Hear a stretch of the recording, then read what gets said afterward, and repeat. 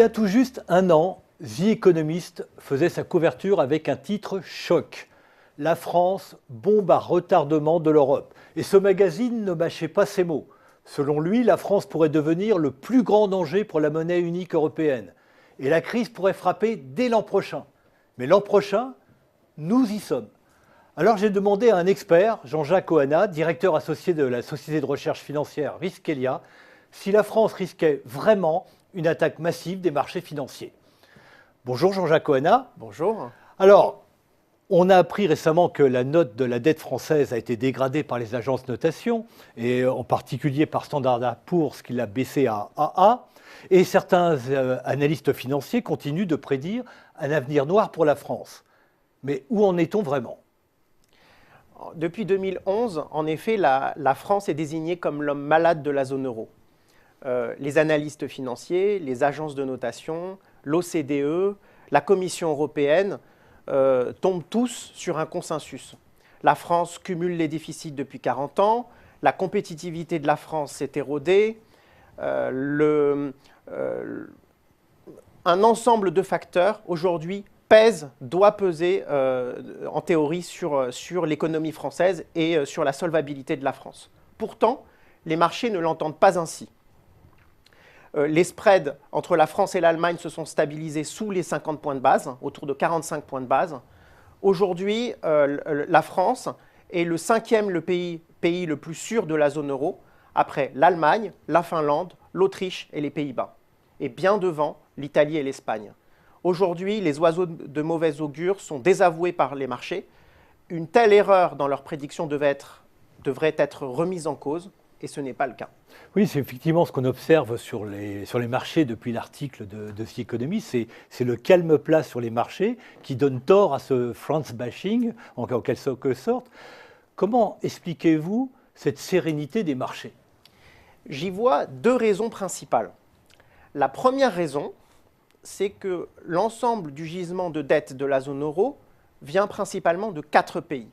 L'Italie en premier, en second nous avons l'Allemagne, ensuite nous avons la France et l'Allemagne ayant à peu près le même gisement de dette, puis l'Espagne.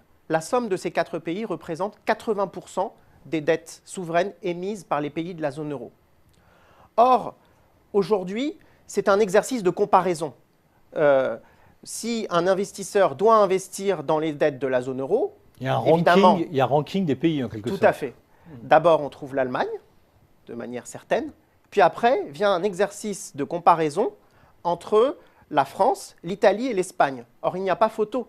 L'Italie est soumise à un risque politique qui est quasi permanent. L'Espagne, aujourd'hui, a encore un déficit de 6% pour au moins deux années consécutives. Donc aujourd'hui, la France est un pays relativement plus sûr que ses voisins dans la zone euro. Oui, ce que vous voulez dire, c'est qu'il y a une énorme demande de dette, et la France, face à cette demande de dette, a une offre relativement sûre et un bon ranking. Il y a en réalité une demande d'épargne en euros qui est colossale, aussi bien des investisseurs internationaux, mais aussi des investisseurs domestiques. Or, la dette allemande n'est pas suffisante aujourd'hui pour canaliser cette demande d'épargne. Alors, vous parliez d'un second argument. Il y a un argument encore plus important qui tient même dans la construction de la zone euro, qui repose en réalité sur 2 garants. Le premier garant est l'Allemagne, et il ne peut pas y avoir de zone euro sans un second garant. En particulier, c'est la France, ce second garant. La France, en réalité, est aujourd'hui trop considérable pour faire faillite. On dit too big to fail. Mais aussi trop considérable pour être sauvée. Too big to be bailed.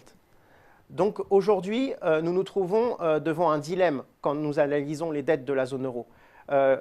Tout le monde sait bien que depuis le Whatever It Takes annoncé par Mario Draghi en 2012, la BCE sera là, acheteur en dernier ressort, pour sauver les dettes de la zone euro. Les marchés en sont convaincus. Les marchés en sont convaincus. Les marchés savent aujourd'hui qu'il y a un acheteur en dernier ressort. Et d'ailleurs, depuis l'annonce de l'OMT, on voit une accalmie des spreads par rapport à l'Allemagne. Et aujourd'hui, on voit très bien que la France s'en sort plutôt bien, puisque le spread par rapport à l'Allemagne est sous les 50 points de base.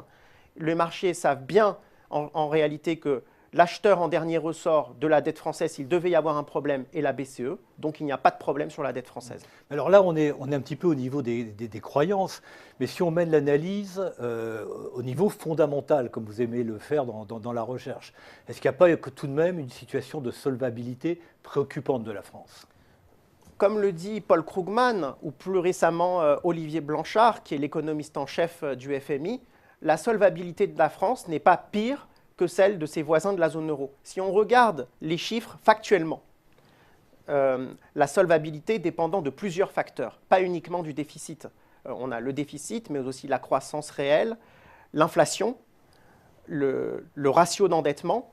Tout ça nous permet de regarder la dynamique d'endettement des pays de la zone euro. Or, il est très clair que la dynamique d'endettement est plutôt favorable à la France. L'Allemagne est le premier pays en termes de solvabilité, c'est-à-dire que le meilleur élève de la zone euro, car elle seule réduit son ratio d'endettement.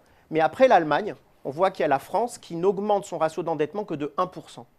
L'Italie fait de même que la France, mais l'Italie a un ratio d'endettement qui est beaucoup plus élevé à 130% contre 90% pour la France. Et l'Espagne augmente son ratio d'endettement à un rythme de plus de 5% par an. Aujourd'hui, la France n'est pas le pire élève de la zone euro, loin de là.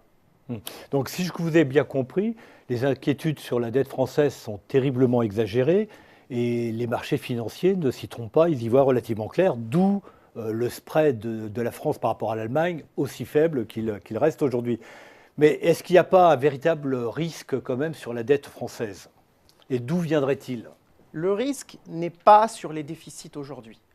Car, comme je viens de le dire, la dynamique de solvabilité ne dépend pas que du déficit, elle dépend aussi de la croissance et aussi de l'inflation. Le risque, c'est le manque de croissance et surtout la déflation. Or, aujourd'hui, la France a mené, comme ses voisins européens, une politique d'austérité. Cette politique d'austérité a alimenté la hausse du chômage, la désespérance sociale, l'instabilité politique, qui alimente aussi la hausse des partis, la montée en puissance des partis extrêmes. Et ça, ce sont des éléments qu'en tant que financier ou dans la recherche financière, vous intégrez dans vos analyses. Le risque, il n'est pas tant financier, il est principalement politique. Car aujourd'hui, le vrai risque pour la dette française et pour la France, c'est principalement l'absence de croissance et la déflation. Les politiques d'austérité menées en France, comme dans tous les pays européens, ont alimenté une certaine désespérance sociale. Un vent de révolte souffle en ce moment sur la France. Si je vous ai bien compris, à trop tirer sur la corde de l'austérité, c'est le risque d'explosion sociale et politique qui est la principale menace sur la dette française. Jean-Jacques Oana, je vous remercie de ces explications.